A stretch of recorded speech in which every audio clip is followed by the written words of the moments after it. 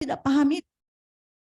Apalagi kita tidak menciptakan lingkungan seperti itu dengan anak-anak kita ataupun dengan keluarga kita. Jadi inilah fungsi dari pendidikan kesehatan keluarga yang kita harus tetap diterapkan ke anak-anak kita secara dini. Jadi misalnya ya, salah satu contoh, ini termasuk tingkah laku ya. Anak kita pas masih beranjak mau belajar jalan, karena kita tingkah laku kita kan biasanya dia lari-lari, kita makan sambil kejar-kejar dia. Itu salah ya. Itu berarti kita mengajarkan dia makan sambil jalan. Nah, jadi kita berusaha di saat makan ya dikasih tempat duduk.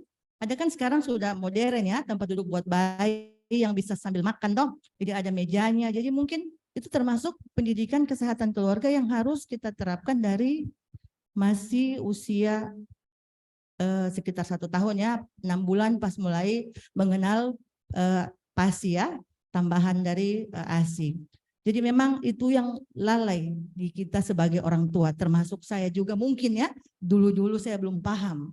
Jadi ada anak yang baru berjalan, kita memberikan dia makan, kita kejar-kejar toh sambil makan, dan itu memang betul, kenyataannya seperti itu.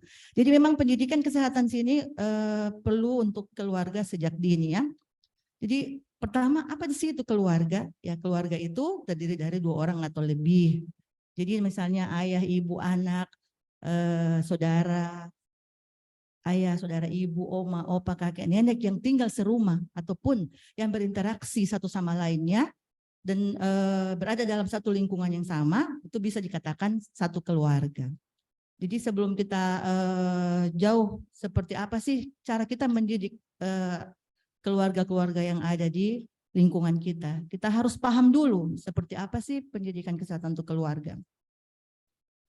Jadi kalau kita sebagai tenaga kesehatan yang akan berinteraksi dengan keluarga yang sebagai tupoksi kita untuk kesehatan masyarakat ya, jadi seorang petugas kesehatan ataupun tenaga kesehatan tugasnya juga bagian dari pendidikan kesehatan keluarga. Seperti di puskesmas, kita akan turun melakukan penyuluhan ke masyarakat. Contohnya acara posyandu.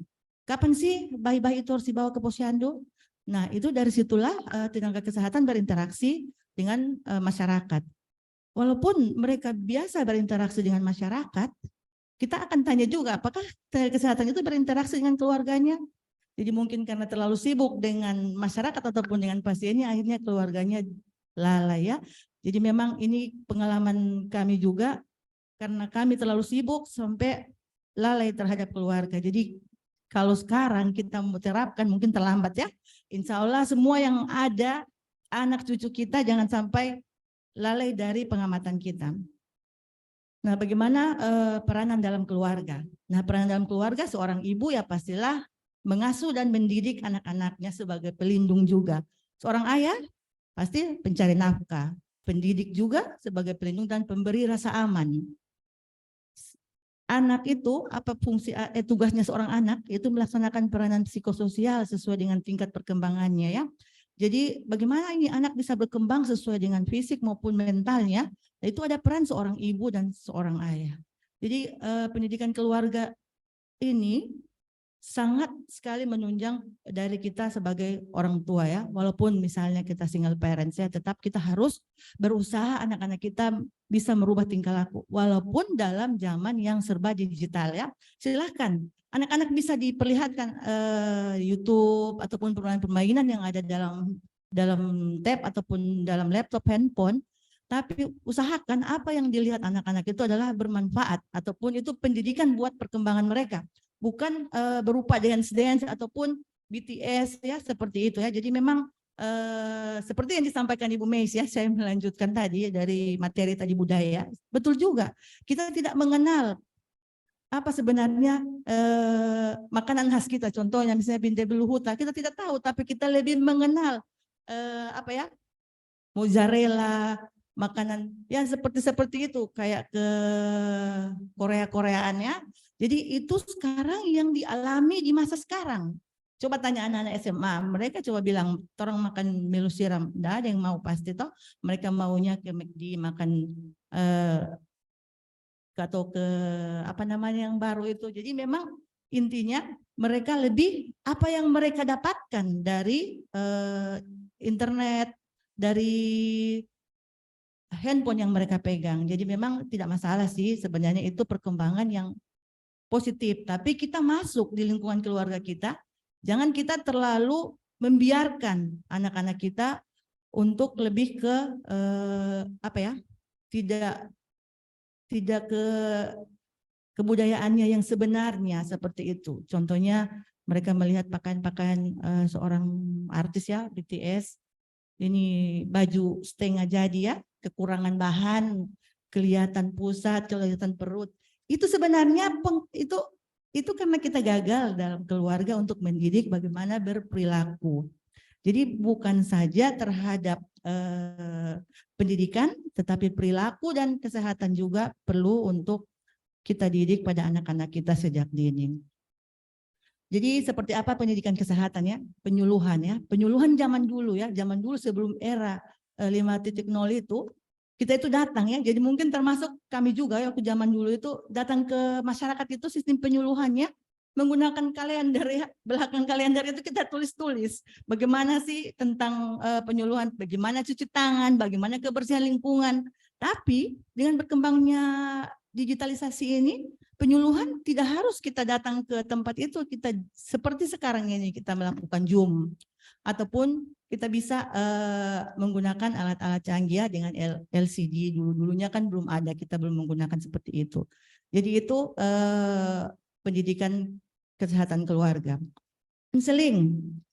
Dulunya kan kita konseling, dokter itu tatap menatap muka dengan pasien. Sekarang dengan WA ataupun dengan telepon kita sudah bisa.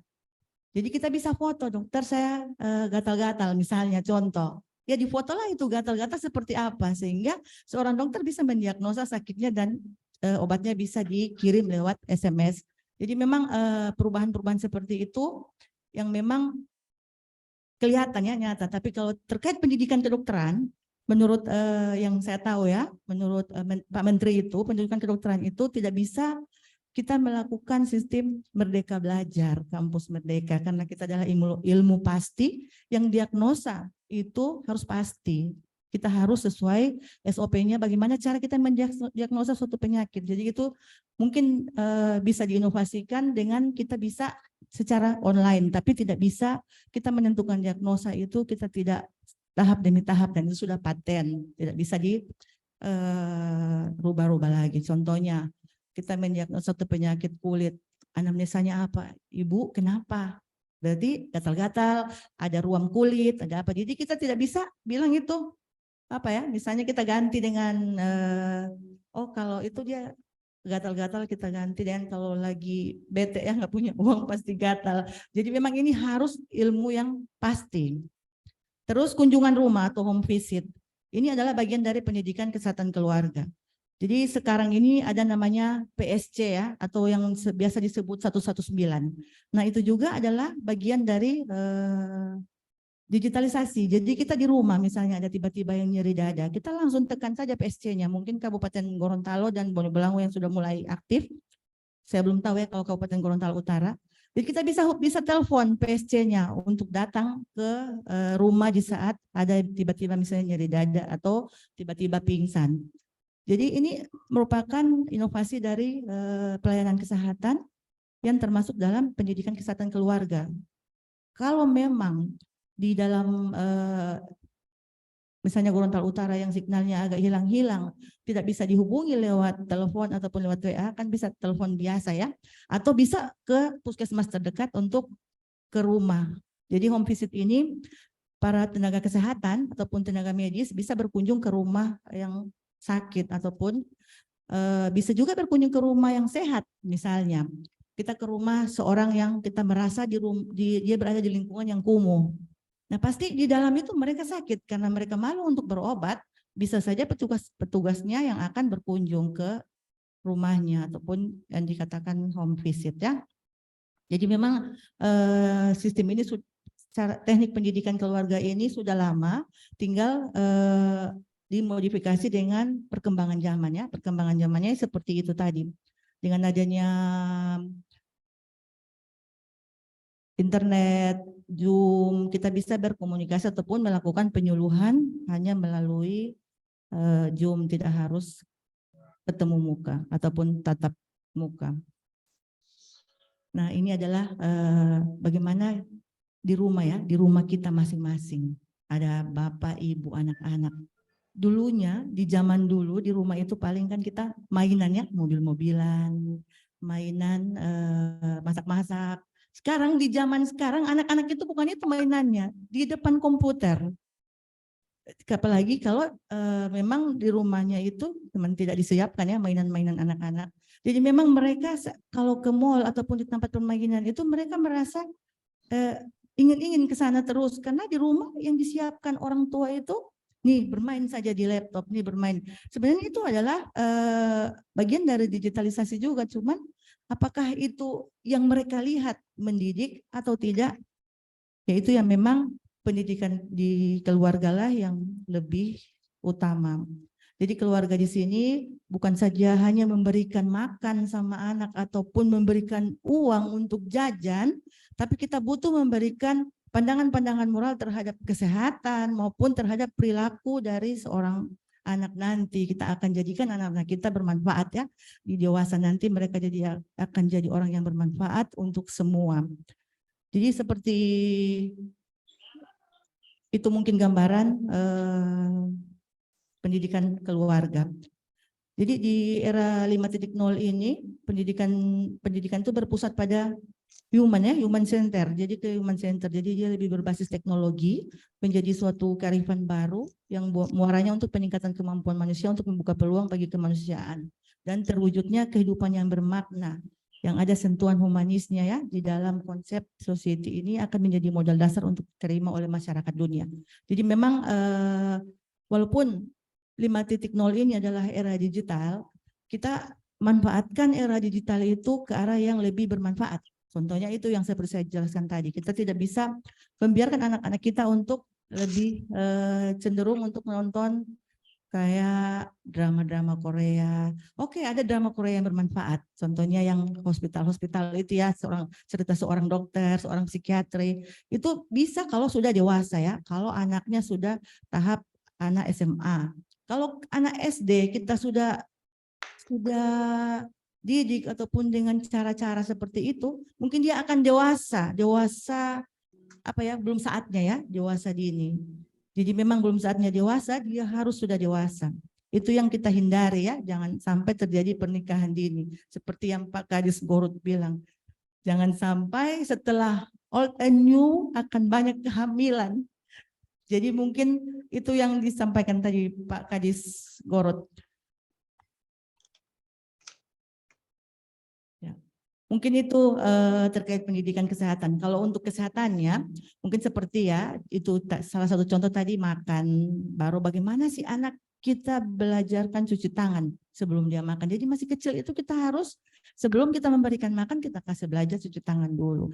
Kita jangan biarkan anak-anak mengambil makanan yang sudah jatuh di lantai. Kita tidak tahu di lantai itu kita ada piaraan kucing, ada meong ya, ataupun ada tikus yang lewat, tapi anak itu memakan makanan yang ada di lantai.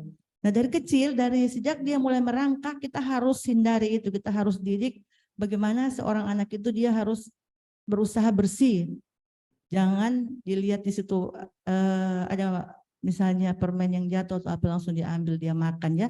Jadi itu memang pengaruh seorang ibu ataupun bapak yang berada di rumah ataupun seorang kakaknya bisa melihat seperti apa sebetulnya pendidikan kesehatan terhadap anak-anak di rumah.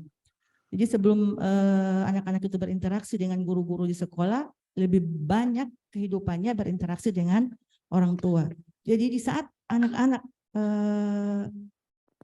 sudah mulai sekolah, jadi guru itu adalah orang tuanya, tapi posisinya adalah di sekolah. Kalau di rumah orang tuanya adalah orang tua aslinya.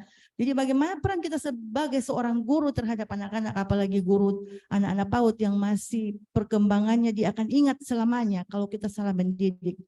Jadi bagaimana peran seorang guru terhadap anak-anak kecil ini yang masih PAUD, kita harus memang memberikan juga pendidikan kesehatan ya, contohnya itu paling minim itu cuci tangan. Kita harus bersih, kondisi yang kita makan harus dicuci, dan kita harus jangan sembarang buang sampah, biar sampah itulah yang penyebab lalat ataupun tikus yang pingin ke tempat yang busuk begitu ya. Jadi memang kalau kita sudah dari kecil kita didik untuk bersih, otomatis dewasa nanti dia akan bersih ya.